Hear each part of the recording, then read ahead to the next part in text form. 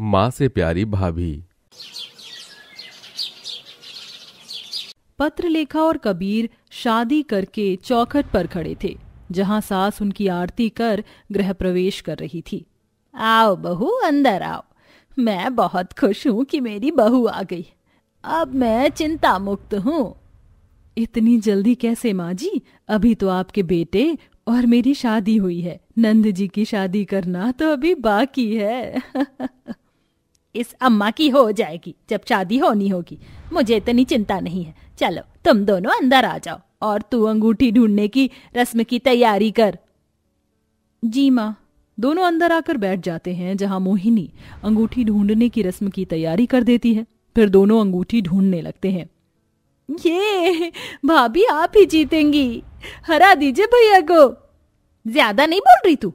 देखते हैं मेरे दोनों बहू बेटे में से कौन जीतेगा। मैं ही जीतूंगा माँ। अच्छा कबीर जी, बट अंगूठी तो मुझे मिल गई ऑलरेडी। ये देखिए माँ जी, दीदी। अरे वाह बहू, वाह भाभी, आपने तो कमाल कर दिया। ज्यादा नहीं सीटी मार रही तू? बहुत खुश हो रही है ना मुझे हारता हुआ देख। नहीं भैया, ऐसी कोई बात नहीं है। अरे जाने दीजिए ना, हम दोनों में से कोई भी जीते, क्या फर्क पड़ता है। बिल्कुल सही कहा मेरी बहू ने। ये माँ जी नंद जी से इतनी चिड़-चिड़ कर क्यों बात कर रही हैं? हो सकता है शादी की भागदौड़ की वजह से ऐसे कर रही हो। अरे बहू, तुझे सर्दी ज्यादा लग रही है क्या? तुम दोनों अपने कमरे में जाओ, हीटर भी वहीं रखा है, चला लेना। जी माँ जी। ओफो, काढ़ा बनाकर देती हूँ तेरे लिए।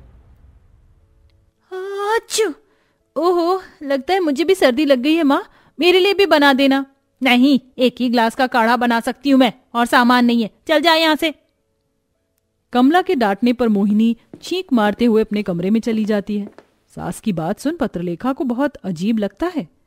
फिर वह भी अपने कमरे में चली जाती है। कुछ देर बाद कमला बहू को काढ़ा बनाकर देती है, तो सास के जाने के बाद पत्रलेखा वही काढ़ा लेकर नंद के कमरे में आ जाती है, जहां वो चीख मारते हुए सोने की कोशिश कर रही थी। अरे भाभी आप। अरे बस दीदी, कितनी चीख मारोगी? ये लीजिए, काढ़ा पी लीजिए। ये तो आपका काढ़ा है, माँ ने आपको दिया है, तो आप मुझे क्यों दे रही हैं? क्योंकि मुझसे ज्यादा तुम्हारी तबीयत खराब है। ठीक होना है या नहीं? वैसे भी सर्दी बहुत पड़ रही है, चलो पियो। नहीं भाभी, ये आपका है, आप ही पी लीजिए। देखो तुम बच्चे की तरह कर रही हो। और आप माँ की तरह जिद कर रही हो, जैसे वो अपने बच्चों के पीछे पड़ जाते हैं। अच्छा हाँ, तो एक तरह से भाभी माँ होती है, माँ की तरह। अब पियो, ठंडा हो रहा है वो। फिर पत्रलेखा नंद को काढ़ा पिला देती है। वेरी गुड, अब मैं चलती हूँ, तुम्हारे भैया इंतजार कर रहे होंगे, और तुम आराम से सो जाओ। जी भाभी। ये बोलकर पत्रलेखा चली जाती है और मोहिनी सो जाती है। अगले दिन पत्रलेखा एक नई नवेली बहू की तरह तैयार होकर घर की सफाई कर पूजा पाठ खाना बनाती है। खाने की खुशबू से सास रसोई में खींची चली जाती है। मेरी बहू क्या बना रही है? इतनी अच्छी खुशबू जो आ रही है। वो माँ जी मलाई कोफ्ता, ब्रेड पकौड़े, पूरी और मीठे में फ्रूट कस्टर्ड बनाया है। आप खाकर देखना, बहुत अच्छा है। बिल्कुल बिल्कुल, मेरे मुंह में पानी आ रहा है, जरूर खाऊंगी। जल्दी लिया। सास चली जाती। कुछ देर बाद पत्रलेखा सबको खाना परोसती है, तो कस्टर्ड खाकर नंद और मांगती है। भाभी थोड़ा और दो ना। हाँ दीदी, लो ना। बस कर, भैंस कहीं की। और कितना ढूंसेगी? सब तू खाएगी, मैं और तेरा भाई नहीं खाएंगे क्या? और क्या? अरे कोई बात नहीं, बहुत सारा रखा है, अभी तो खाने दीजिए दीदी को। खा ले, इसके बाद कपड़े धो दियो, गंदे हो रहे हैं सर्दी के कपड़े। जी माँ, मैं धो दूंगी कपड़े। अरे माँ जी, दीदी को करने की क्या जरूरत है? अब तो मैं आ गई हूँ इस घर में, मैं सारा काम कर दूंगी। नहीं बहू, इसको ज्यादा ढील देंगे तो ये बिगड़ जाएगी, दूसरे घर भी तो जाना है। हाँ भाभी, मैं कर दूंगी। खाना खाने के बाद सब अपने काम में लग जाते हैं और मोहिनी ठंडे पानी से कपड़े धोती है। सारा काम खत्म करके वो कांपते हुए अपनी माँ से हीटर मांगती है, तो वह उसको डांट देती है। तो जैसी मनहूस को कोई हीटर वीटर नहीं मिलेगा, चुपचाप से चाय बना कर लिया। काम करते करते खुद हाथ गर्म हो जाएंगे, बड़ाई हीटर वीटर लेने वाली। माँ अब तो आप मुझसे प्यार कर लो। भाभी के सामने भी आप ऐसे ही करती हैं। आपके प्यार के लिए तरस रही हूँ मैं। आपकी सारी बात मानती हूँ, फिर भी आप मुझे डांटती रहती हो। तू बेटी का प्यार पाने के लायक नहीं है, समझी? ले जा रही हूँ मैं ये हीटर मेरे कमरे में।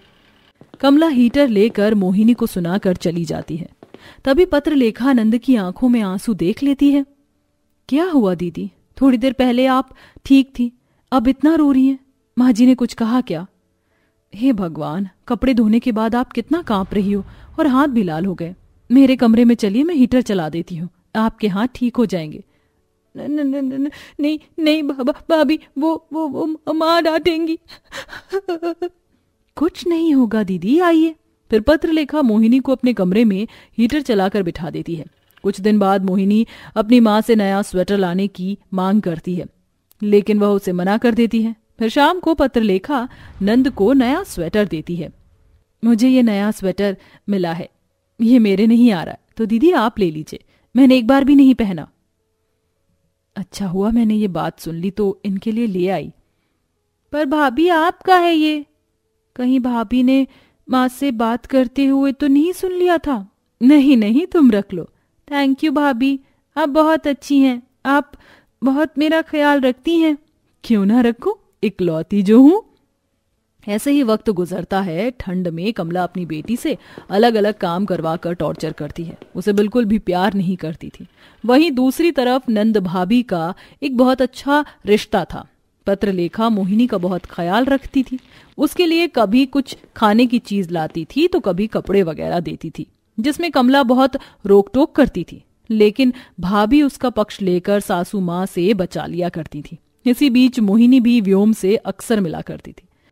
दरअसल घर का सामान बार बार बाहर से लाने पर उसकी आंखें व्योम से लड़ जाती हैं।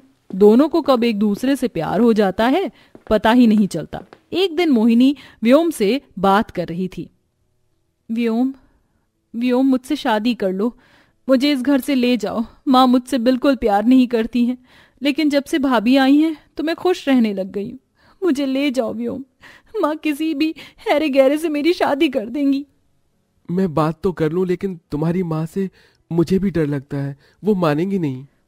कोई मुझे समझे ना समझे, भाभी जरूर समझेंगी।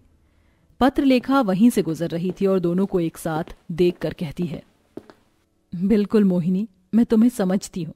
प्यार करना कोई बुरी बात थोड़ी है। मैं मिलकर माँ जी से बात करूंगी। भाभी, वो माँ आप पर बहुत गुस्सा करेंगी, नहीं मानेंगी।